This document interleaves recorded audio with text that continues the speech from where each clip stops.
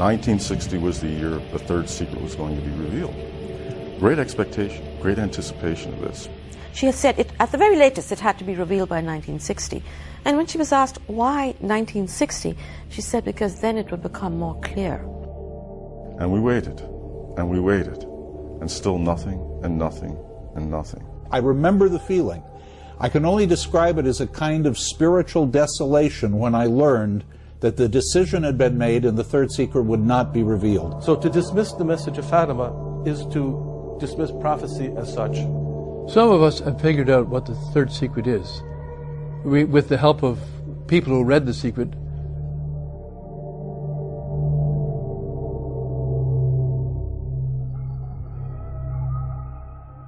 One of the most intriguing aspects of the Fatima message is the third part of the Fatima secret, the so-called Third Secret, which was given on July 13, 1917. The first two parts of the secret, Sister Lucy recorded in her memoirs that she wrote in August 1941. The first part described the vision of hell that she and her two cousins saw. And the second part of the secret concerned devotion to the Immaculate Heart. Sister Lucy would not write down the third part of the secret, but subsequently gave what appears to be the beginning of it.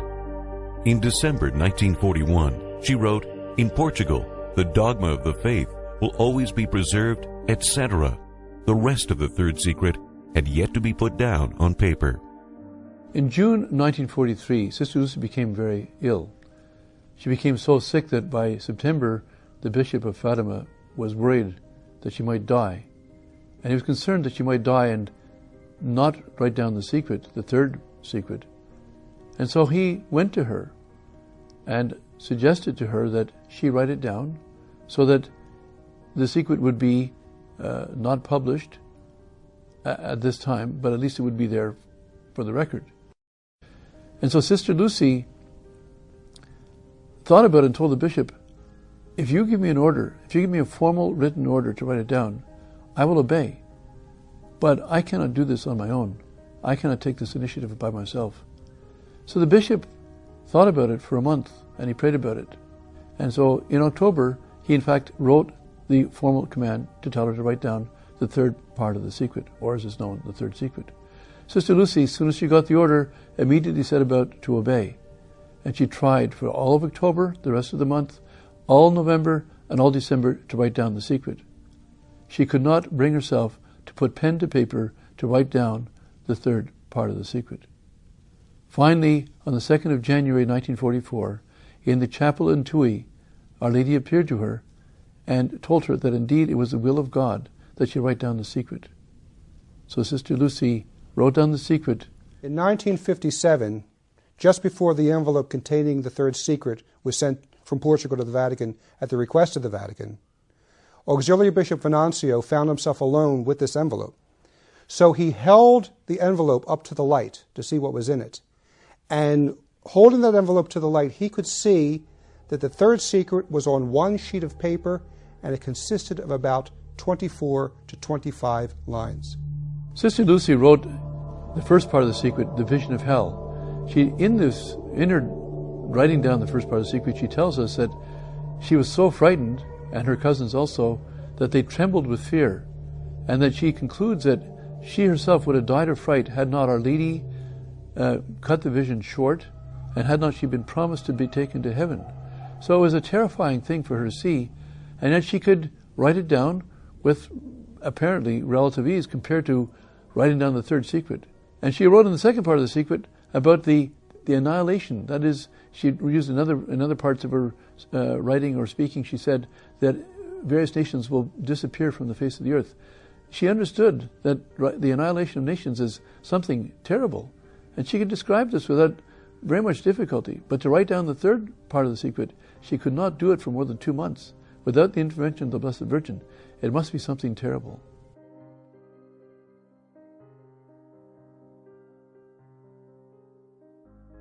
The two envelopes containing the secret were ultimately transferred to the Vatican in 1957. Sister Lucy had written on the outside of each of the envelopes that the secret was to be opened and revealed to the world in 1960. Canon Barthas writes about his meeting with Sister Lucy in 1946. She was with the Bishop of Fatima, and Canon Barthas asked, when will the third part of the secret, or the third secret, be released? And they both said 1960. He asked, why 1960? And they both replied, because the Blessed Virgin wishes it so. Now in 1955, Cardinal Ottaviani met Sister Lucy on May 17th. After he had been to Fatima, he went to Coimbra. And there he asked Sister Lucy, why 1960? And she answered, because it will be clearer. In January 1959, Pope John XXIII announced the forthcoming Second Vatican Council. In August of the same year, after having read the secret, he was reported to have said, "The third secret does not concern the years of my pontificate." Thus, 1960 came and went, and despite the Virgin's explicit request, the secret was not revealed, even though the entire Catholic world was awaiting its publication.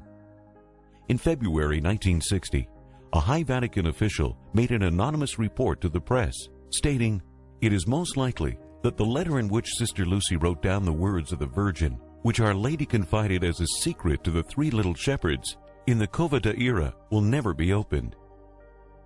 It is most probable that the secret of Fatima will remain forever under absolute seal."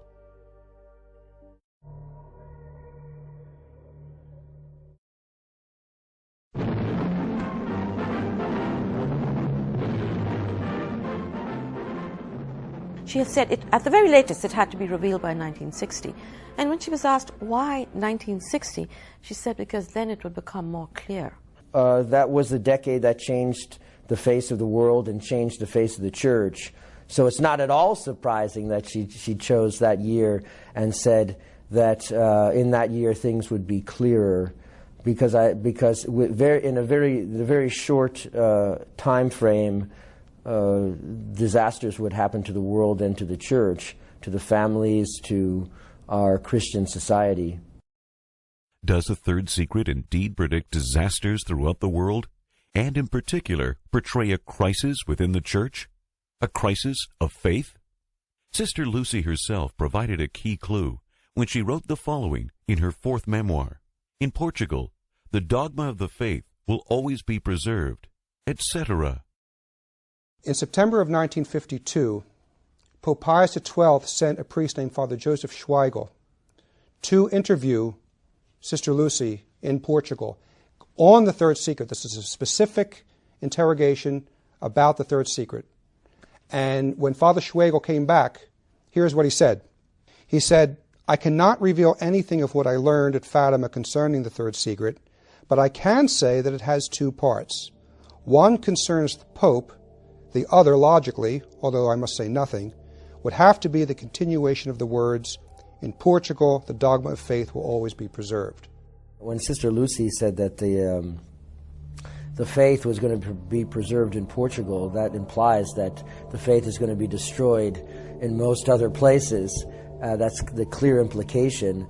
And I think we've seen at least one or two generations of young people in which the faith has been totally lost. Fatima scholars are in agreement that within the mysterious etc. one will find the words of the Virgin Mary, which predict a great crisis of faith within the Catholic Church, a loss of dogma outside of the nation of Portugal, and an apostasy reaching even the highest levels of the Catholic hierarchy. And this is confirmed by those who have actually read the text of the third secret. Cardinal Odie said that the third secret has nothing to do with Gorbachev. Our Lady was warning us against the apostasy in the church.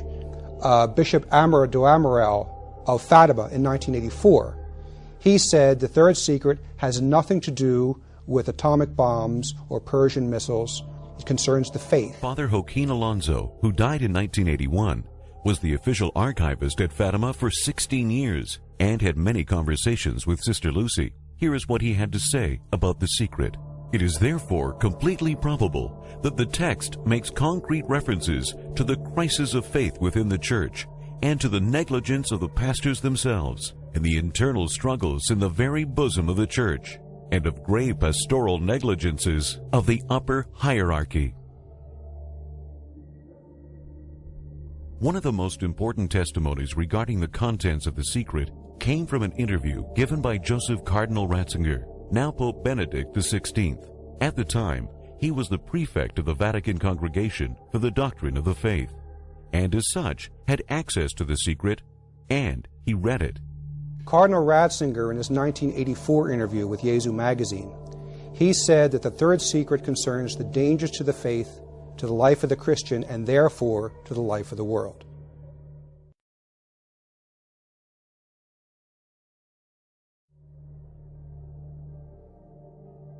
Does this crisis of faith, identified by the witnesses who have read the third secret, have anything to do with the Second Vatican Council?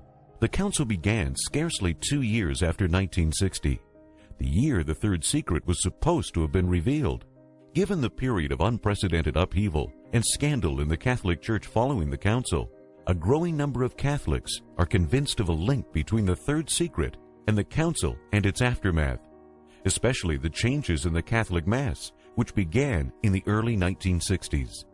In the 1930s, when he was still Vatican Secretary of State, the future Pope Pius XII made an astonishing prophecy about the upcoming upheaval in the Church. He predicted with terrific degree of accuracy just about everything that was going to go wrong in the Church. And his prophecy is recounted in the biography of Pius XII by Monsignor Roche. Let me read to you from that prophetic remark. I am worried by the Blessed Virgin's messages to Lucía of Fatima. This persistence of Mary about the dangers which menace the Church is a divine warning against the suicide of altering the faith in her liturgy, her theology, and her soul. I hear all around me innovators who wish to dismantle the sacred chapel, destroy the universal flame of the Church, reject her ornaments, and make her feel remorse for her historical past. A day will come when the civilized world will deny its God, when the Church will doubt, as Peter doubted. She will be tempted to believe that man has become God. In our churches, Christians will search in vain for the red lamp where God awaits them. Like Mary Magdalene, weeping before the empty tomb, they will ask, where have they taken him? So about 30 years before the Second Vatican Council, the future Pope Pius XII predicted everything that would go wrong during and after the Council in the Catholic Church. He predicted drastic changes to the liturgy, so drastic that people would not even be able to find the sanctuary lamp in Catholic churches. He predicted theological changes. He even predicted this movement in the Church to make the Church apologize for her own past, as if the Church were to be ashamed of everything that had gone before and should feel remorse for it. And he linked these predictions to the message of Fatima, which is very interesting, because none of the words of the Virgin of Fatima published to date contain any reference to these catastrophic developments in the Church. Clearly, Pope Pius XII was referring to a portion of the message of Fatima containing words of the Virgin Mary which we have yet to see. Elements of Protestantism, both in the symbolism and in the wording of the liturgy, were brought into and mixed into a Catholic framework to the extent that the makers of the new rite flatly stated that this is no longer the Roman rite, it is a new creation. I would sum up the effect of the changes of the liturgy in the last 40 years on the faithful as there's no more faith in the faithful. Even Cardinal Ratzinger, who was now Pope Benedict XVI, said that the liturgical changes which followed the Second Vatican Council were a breach in the history of the liturgy, whose consequences could only be tragic. But the crisis in the Church also includes other changes. In his prophecy in the 1930s before the Second Vatican Council, the future Pope Pius XII spoke not only of the suicide of altering the faith in the Church's liturgy, but also in her theology. And here we see emerging in the post-conciliar period the theological novelty of the modern ecumenical movement. The priests began talking differently, using strange language we'd never heard before. They started talking about dialogue and being ecumenical. Vatican II brought in the new era of ecumenism. The Church always taught that there was only one true faith, one true church outside of which there's no salvation. And the purpose of Catholic churchmen and missionaries is to go forth, teach all nations, and baptize them in the name of the Father, and the Son, and the Holy Ghost, and bring them in to the one ecclesia that our Lord established. But with the Second Vatican Council's new ecumenism, they adopted, I should say, a different form of church oneness and church unity that you can trace it point by point that came actually from the Protestant World Council of Churches. Unfortunately, when we speak of ecumenism, we're not simply talking about propositions, doctrines set forth in the documents of the Second Vatican Council. There are consequences to these teachings, because these are not something that are simply considered in the classrooms theoretically. The promulgation of the decrees on ecumenism and religious liberty have spawned in the Church a new orientation in the Church, an opening up of interreligious dialogue, of encouraging Catholics to become involved with members of other churches and other religions in such a way that has caused great confusion and even loss of faith among the Catholic people. What it leads to, I think, is a very good concrete example is the desecration of the sanctuary of Our Lady of Fatima that took place a couple of years ago, when the rector, Monsignor Luciano Guerra, invited the Hindus and a Hindu priest into the shrine of Our Lady of Fatima. And they offered, and the Hindu priest, wearing Hindu vestments, performed the pagan idolatrous ceremonies of Hinduism on the Catholic altar at the shrine of Our Lady of Fatima, at the Capellina, the little chapel, the place where Our Lady appeared. There are no other churches that our Lord would found as a means to salvation. There is only one religion. God cannot reveal different religions with contradictory ideas about himself, about the way how to save one's soul. So to accept this unity in plurality means to reject the Catholic Church and Catholic religion. It goes together. The new church has become ecumenical, as I call it, and turning anywhere and everywhere to embrace all other religions. The only thing in the modern church that is not acceptable is tradition. See, the thing is, all you need to do is look at what happened to the church after 1960, and it's fairly clear what the third secret is, what Our Lady wanted us to know in 1960. It's clear. The real secret has to do with the collapse of the faith, coming from the upper hierarchy. And we know this also because the two things that we see from Sister Lucy that bracket the third secret, 1957, the famous interview with Father Fuentes, when she says God is about to punish the world. And the way God is going to punish the world, she says, is there's going to be a great loss of faith among priests and religious. Then, after the third secret was supposed to be released around the end of the 1960s, she's talking about a diabolical disorientation of the upper hierarchy. So these two messages, these two warnings from Sister Lucy bracket the third secret. The collapse of priests and bishops who are going to stray from their vocation. And you don't stray from your vocation by leaving necessarily. You stray from your vocation also by staying in and corrupting the faith from within. And then she talks about precisely that at the end of 1960, a diabolical disorientation of the upper hierarchy. These are the things we have from Sister Lucy that bracket the year 1960. I believe that when the secret was opened, it was clear that this secret was about the apostasy in the church, and that this would be brought about by a change in the Mass and by a council. And therefore, that was exactly, obviously, the plan of John the 23rd, to call a council. He had already made the preparations, and to alter the Mass in some way in line with these new teachings that were to be promulgated by the council. And therefore, a rebuke to the Pope a statement that if these things are done, disasters shall come to the world and to the Church, and the faith shall be lost throughout Europe, I think that's what was very shocking for him.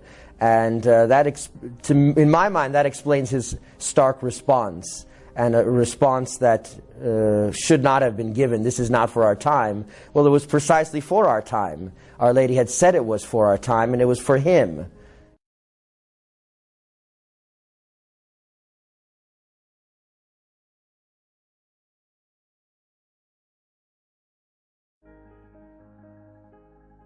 Besides speaking of the spiritual crisis within the Catholic Church, does the third secret speak of a divine chastisement of the world at large?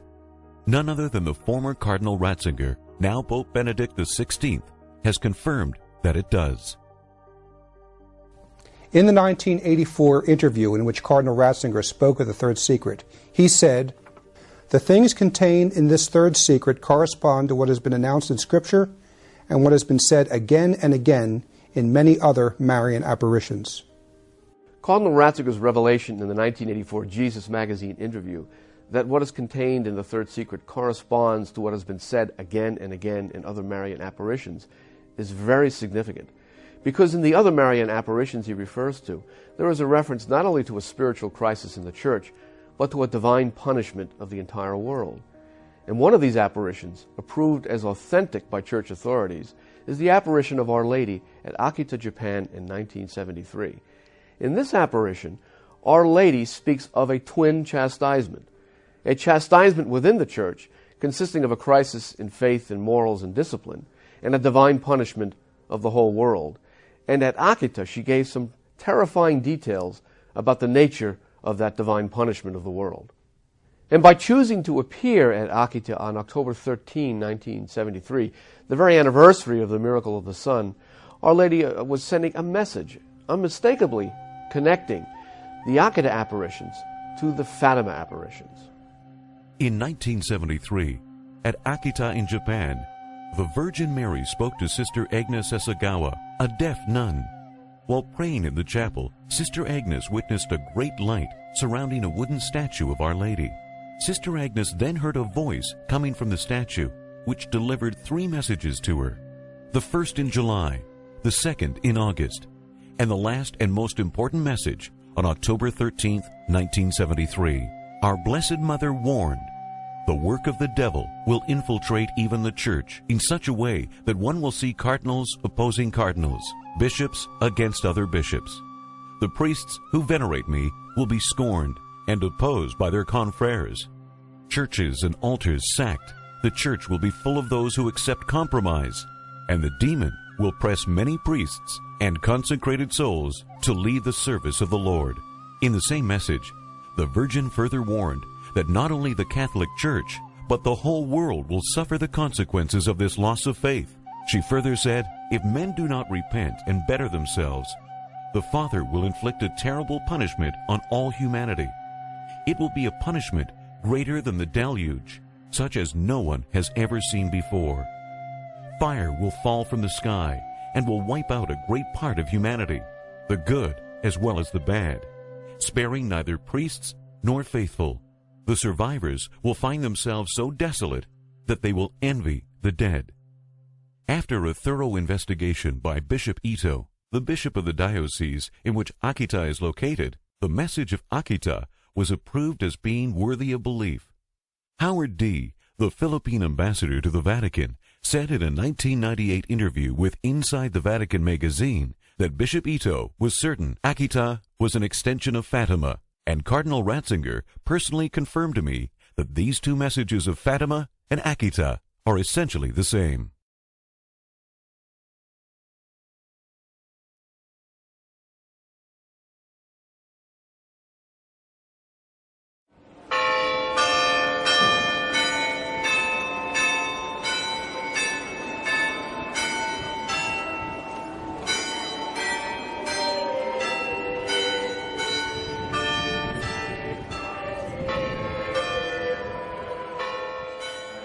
Over 1 million people from all over the world came to Fatima on May 13, 2000 for the beatification ceremony of Jacinta and Francisco Marto, the two Fatima visionaries.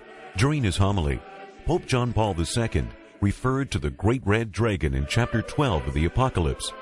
He said the message of Fatima is a call to conversion, alerting humanity to have nothing to do with the dragon whose tail swept down a third of the stars of heaven and dragged them to earth. Then came the surprise announcement.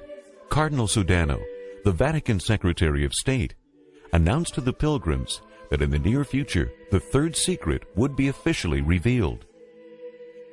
He then spoke of the secret containing the vision of a bishop clothed in white, who shortly after making his way amid the corpses of victims, falls to the ground, apparently dead, under a burst of gunfire.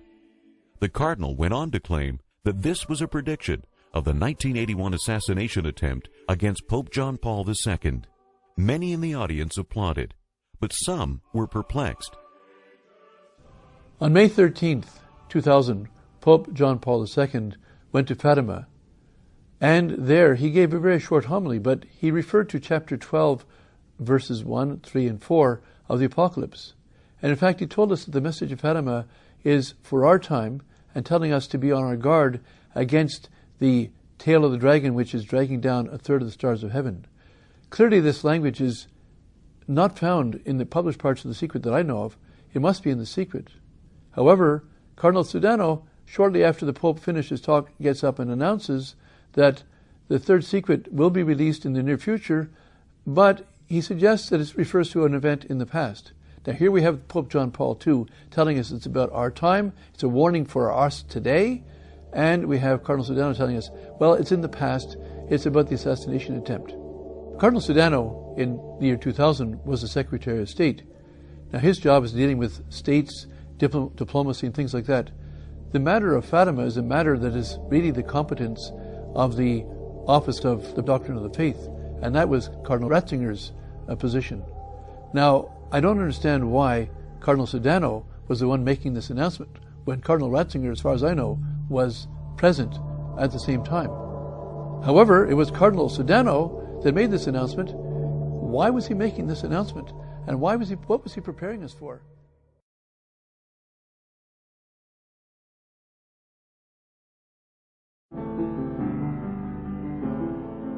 On June 26, 2000, the Vatican released what it claimed was the entire text of the Third Secret of Fatima, which consisted of 62 lines of text written by Sister Lucy on what appeared to be 4 sheets of paper. Those 4 pages, which contain no words of the Blessed Virgin Mary, present an ambiguous vision. An angel is holding a sword that gave out flames that looked as though they would set the world on fire. The flames are repelled by the Blessed Virgin. Then a bishop, clothed in white, apparently the Pope, is seen hobbling through a half-ruined city filled with corpses. The afflicted Pope makes his way to the top of a hill outside the ruined city, and kneeling before the cross, he is killed by a group of soldiers who fired bullets and arrows at him. And in the same way, there died, one after another, the other bishops, priests, men and women religious, and various lay people of different ranks and positions. 2 angels gather up the blood of these martyrs and sprinkle it on the souls making their way to God.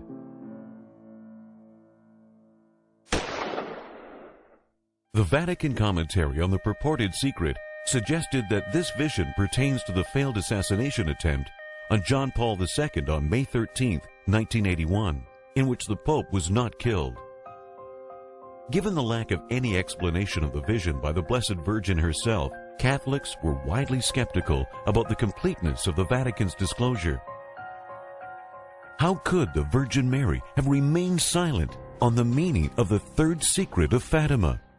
According to the Vatican's interpretation of the Third Secret of Fatima, which is essentially Cardinal Sodano's interpretation, this ambiguous vision of the bishop in white being killed at the top of a hill before a large wooden cross is basically all there is to the Third Secret of Fatima, and it relates essentially to the assassination attempt, the failed assassination attempt in 1981. The only problem with this attempt at an interpretation is that it fails to mention any of the things that Fatima scholars, those who read the Third Secret, anyone who had any knowledge of this matter knew were involved in the third secret.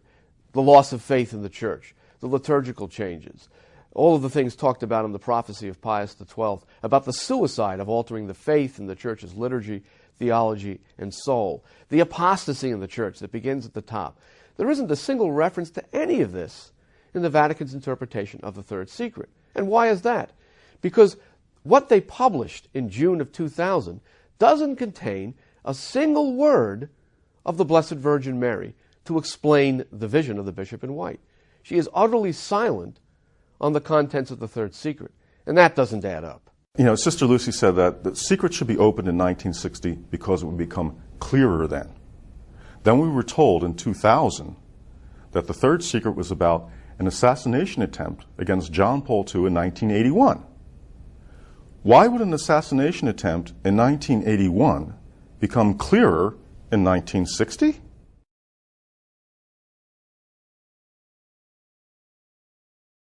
The Washington Post said very clearly, look, Cardinal Sedano said that the Pope falls apparently dead.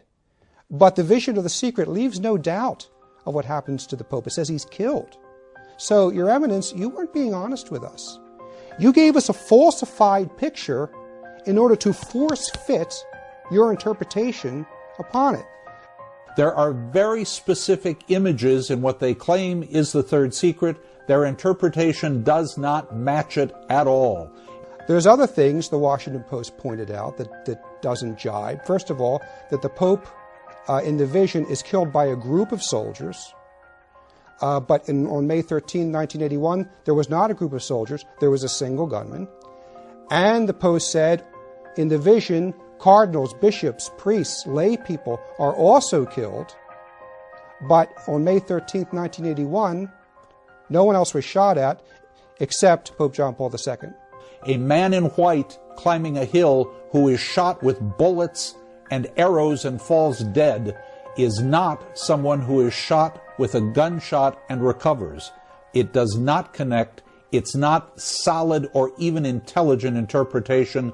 And the idea that this Bishop of White walking through a ruined city, through the bodies of his priests and prelates up to a hill where he's going to be assassinated, had nothing whatsoever in common with Aliaga, taking a couple shots at John Paul II in St. Peter's Square. There was nothing, there was no correspondence between the events. For example, what is the half-deserted city, the desolated city? What does that mean? Does that mean an atomic war? Does that mean, is that an image of the church? That's not made clear at all or spoken of. There's just overwhelming circumstantial evidence to indicate that we're dealing with a two-part secret, as Father Schweigel said, involving two distinct texts. It's so obvious that even Italian television commentaries are talking about the theory of le due buste, or the two envelopes, to use the Italian phrase. It is impossible not to notice the number of discrepancies between what was known about the secret prior to 2000 and what was revealed on June 26th of that year. We know that the Vatican said in 1960 that it was not going to reveal the third secret of Fatima to the world as expected. And in making that anonymous announcement through a press agency, it referred specifically to, and I think I'm quoting verbatim, the words of the Virgin which she confided to the three seers.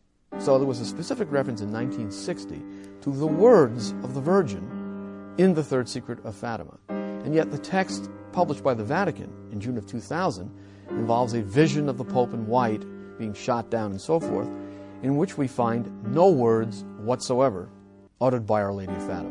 None. So already we have a major discrepancy. There must be a text, the one referred to by the Vatican back in 1960, that contains words of Our Lady confided to the seers. There is a discrepancy regarding when Pope John Paul II first read the third secret. This is an amazing discrepancy. It appears that Pope John Paul II read two different texts of the secret, one in 1978 and one in 1981. And it was the Washington Post, the July 1st, 2000 Washington Post, that pointed out this discrepancy. Here's what it said. Contradictory statements from Vatican officials about when the Pope first read the secret added to the confusion. On May 13th, Vatican spokesman Joaquim Novara Valls said that the Pope first read the secret within days of assuming the papacy in 1978. On Monday, June 26, 2000, an aide to Cardinal Joseph Ratzinger, prefect of the Vatican's Congregation for the Doctrine of the Faith, said that the Pope first saw it in the hospital after his attack in 1981. This is yet more evidence that we appear to be dealing with two texts. Another discrepancy surfaces from Bishop Venancio's 1957 testimony regarding the secret. We know that when Bishop Venancio held the sealed envelope containing the secret up to the light, he saw inside that envelope one sheet of paper. But the text produced by the Vatican in June of 2000 consists of 4 sheets of paper. So you have 2 texts.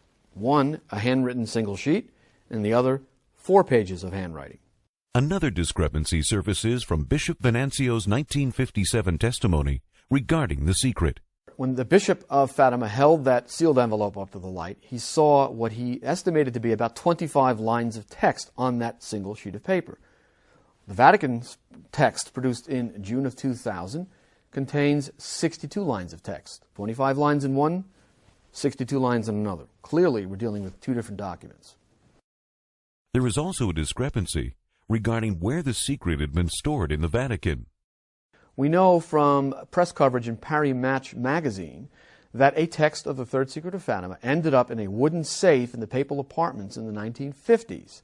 We know this because a picture was provided in Paris Match magazine showing that very papal safe. And yet, the Vatican tells us in June of 2000 that the text of the Third Secret they were producing at that time had been stored in the Holy Office archives, a totally different location. Once again, we're looking at 2 texts. And finally, the question must be asked, where is heaven's explanation of the secret? We know that when Our Lady spoke to the Fatima seers, she explained everything that they saw. Even something as obvious as hell, she explained to them. She said, and I quote, "You have seen hell where the souls of poor sinners go." Now, it was obvious they had seen hell. They saw souls burning in hell and floating about in the state of agony, and yet she explained that to them. But here we have this ambiguous vision of the Bishop of White, with an angel in heaven sending fire down toward the earth, the Pope being executed by a band of soldiers outside a half-ruined city, the Pope processing through the ruins of the city with dead bodies of clergy and laity alongside him, and absolutely no explanation of Our Lady.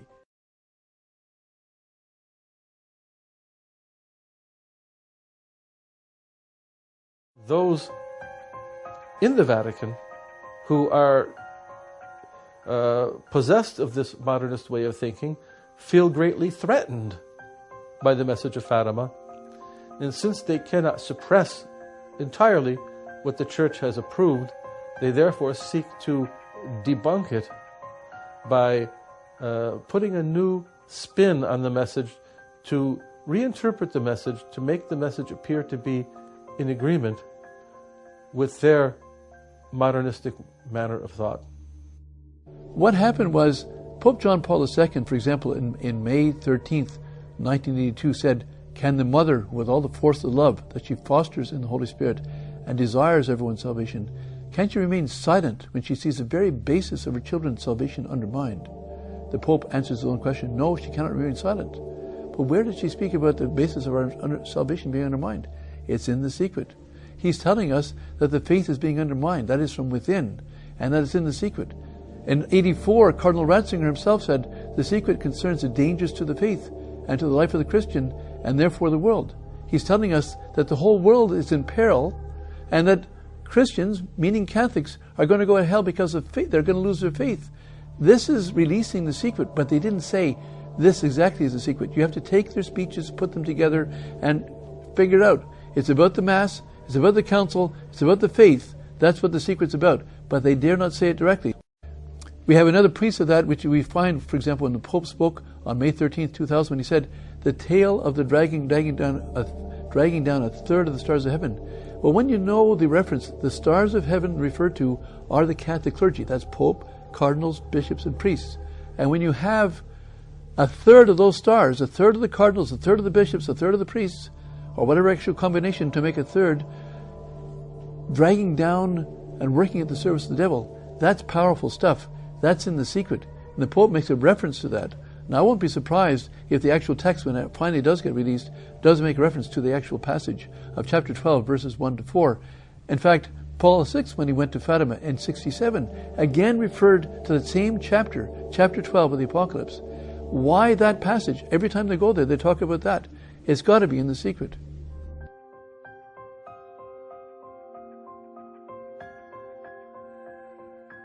So why is the Vatican doing this? Because if the third secret is about a diabolical disorientation among the hierarchy, which is going to endanger the dogmas of the faith in many countries, this is obviously an indictment against the hierarchy who's allowed this to happen. If the third secret was warning the faithful that we were going to see a massive destruction of doctrine, a massive destruction of our liturgical practices, so that the great majority of Catholics would really lose the faith, if that's what the third secret was about, and if it added in the fact that perhaps the hierarchy was going to be involved in actually doing this, well, if you were the Pope and you were part of the whole situation, I don't think you'd want it revealed, because immediately fingers would be pointed at you. Aha! Are you one of those people that Our Lady's warning us about? I wouldn't be surprised at all if there were specifics about how this general apostasy and loss of faith would come about. Would be very damning for the people in charge now, because they're carrying it out. We can be very impatient with them. There are times we may feel anger with them, but do remember this, that the churchmen in Rome right now are reluctant to reveal the fullness of the third secret in the same way that those of us who are sinners would be reluctant to go into the town square and broadcast our own sins. We have made mistakes. Fortunately, we do not have the same burden on us. And no more than we would like to reveal something that told the world what terrible sinners we are, the third secret, I think, is being withheld by these men for that same reason.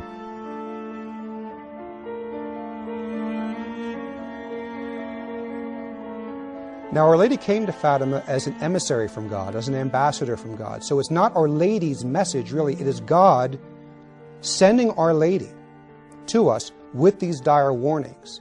If she is giving us dire warnings, we not only have the right to know, we have to know for our own good.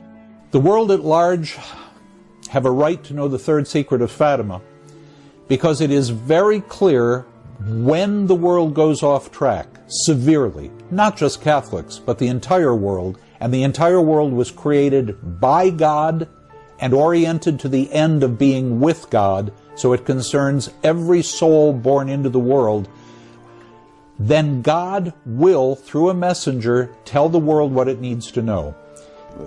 The situation is at once so ludicrous and so tragic and so overwhelming that the ordinary Catholic trying to do the right thing looks at the Church and is almost tempted to throw up his arms in despair and say, who am I? What can I do? Well, if the problem, as Sister Lucy has pointed out, is a diabolical disorientation, obviously the solution is a heavenly orientation. Okay? We have to turn away from the devil's direction and turn back to the direction of God, turn back to the direction of heaven. Now, obviously that direction is the one that has been pointed out by the Catholic Church through 2,000 years of her history. What every individual Catholic has to do is they have to more or less take a refresher course in their basic doctrine. Go back to the catechisms.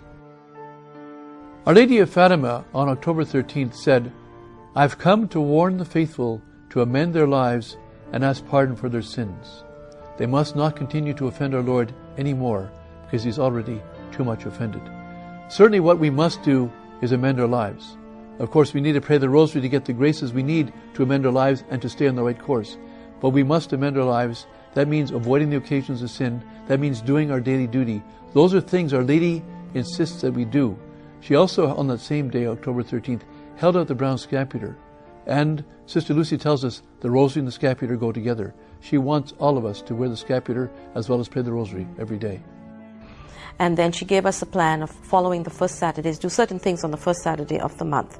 That's all she asked of us, the lay people.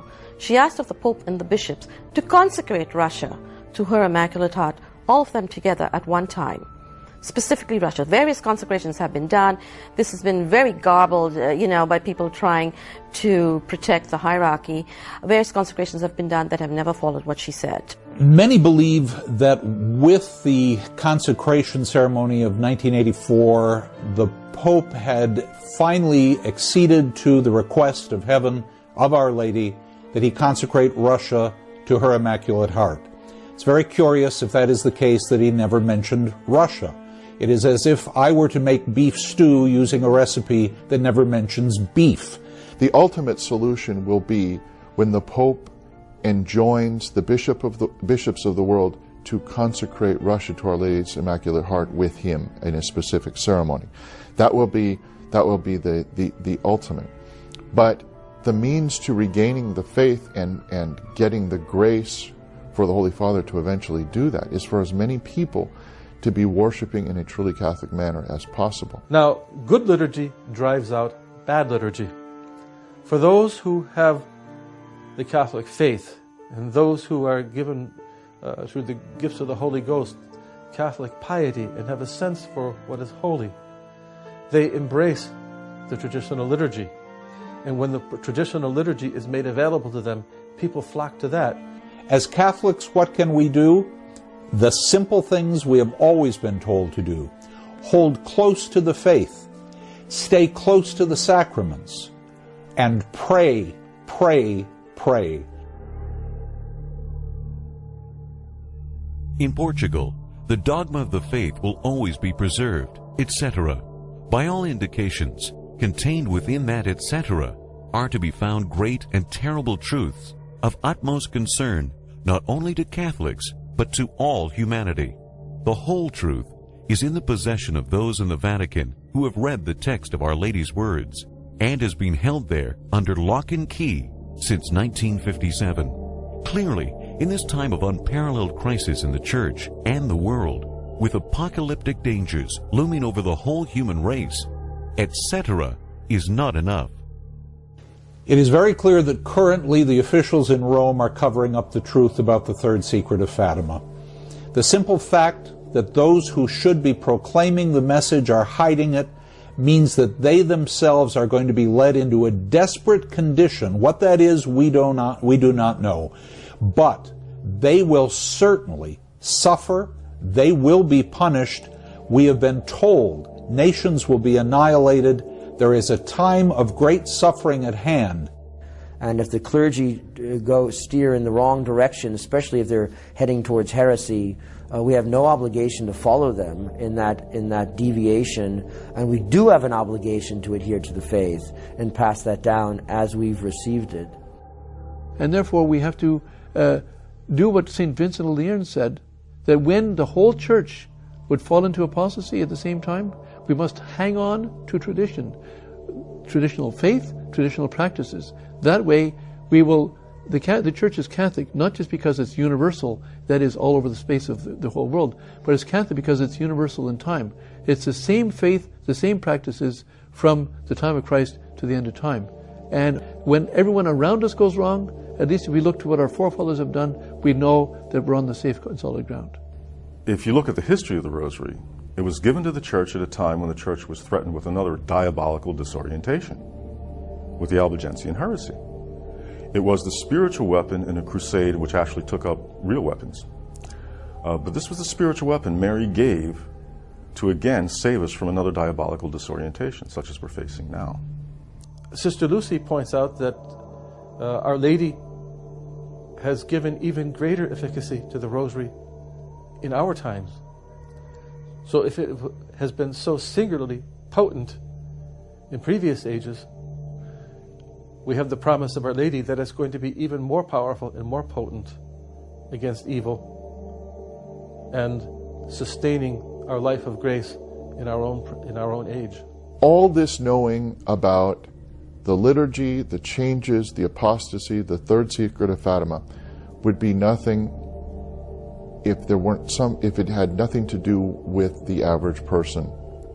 If there were nothing we could do, then it would be nothing more than a story, something we'd read in the National Enquirer or something like that. But it's not. The average person is not helpless. Remember, we're saved by faith and good works. And I apply this to everything in the church. The faith on the one hand, I apply to prayer and sacrifice, the rosary, most especially the rosary. Here's a prescription. Pray your rosary every day. Only Our Lady of the Rosary can help you. We need to pray the rosary. Now, in the face of all this evidence of a cover-up, one might conclude that the situation is hopeless. The Vatican has apparently determined, or at least certain elements of the Vatican apparatus have determined, to suppress part of the Third Secret of Fatima, the part containing the words of the Virgin. And we have no way of knowing how to avert this disaster that's coming, so we should just sit there and wait for the end. But that isn't the case, because the Fatima prophecies are conditional. Yes, the annihilation of nations that Our Lady speaks of is predicted in the Third Secret of Fatima. But the Third Secret undoubtedly predicts the consequences of failing to do what the Virgin requested. As she said, if my requests are not granted, various nations will be annihilated. But if they are granted, what is predicted in the Third Secret can still be averted. And so what that means is, it's still within the power of the faithful to avoid disaster by simply doing what the Virgin requests of us. And that would be honoring and obeying the Fatima message by practicing the first Saturday devotion, praying the Rosary daily, seeking always the consecration of Russia, which will be the pivotal event, which when it occurs, as Sochi points out in his book, will avert disaster and transform the entire world. So there remains hope, because the Fatima prophecies are conditional. You have a right to know what that prophecy is. And the Pope has an obligation to give it to you. And you have a right to petition him. If you don't petition him, you have not done your duty to ask for it when you know you can. Because you need that information. You need it in order to save your soul from the apostasy that's so insidious around us right now. It is very clear that the Third Secret has something to do with that immense punishment which is coming, which draws nearer every day. The world must know what's in the Third Secret of Fatima, because the world needs the opportunity to change its evil ways, to repent, to fall on its knees and beg for God's mercy. Our Lady warned at Fatima that if her requests are not heeded, then various nations will be annihilated. So whether someone's Catholic or not, they should have a very keen interest in the Fatima message, and also a keen interest that it be obeyed, because the ramifications of not obeying the message is not just a Catholic issue. It has ramifications throughout the world. What nation can we say, can any one of us say, well, my nation's not going to be annihilated? It concerns everybody. The Catholic churchmen have a duty to tell the Catholic faithful what is contained in the Third Secret without smokescreen, without obfuscation, without gimmicks, without games, without the nonsense that has gone on in the previous years. The time has come, and the Third Secret must be revealed in its fullness. We have been warned. All of the evidence, including revelations by the highest Catholic churchmen, tells us that the Third Secret of Fatima prophesies an unprecedented crisis in the Church and a divine punishment of the whole world. The current Pope, when he was then Cardinal Ratzinger, admitted that the secret concerns the dangers to the faith and the life of the Christian, and therefore the world. If the message of Fatima is to be believed, and the Church itself says the message is worthy of belief, unless we alter our present course, millions will lose the faith, and millions more will die.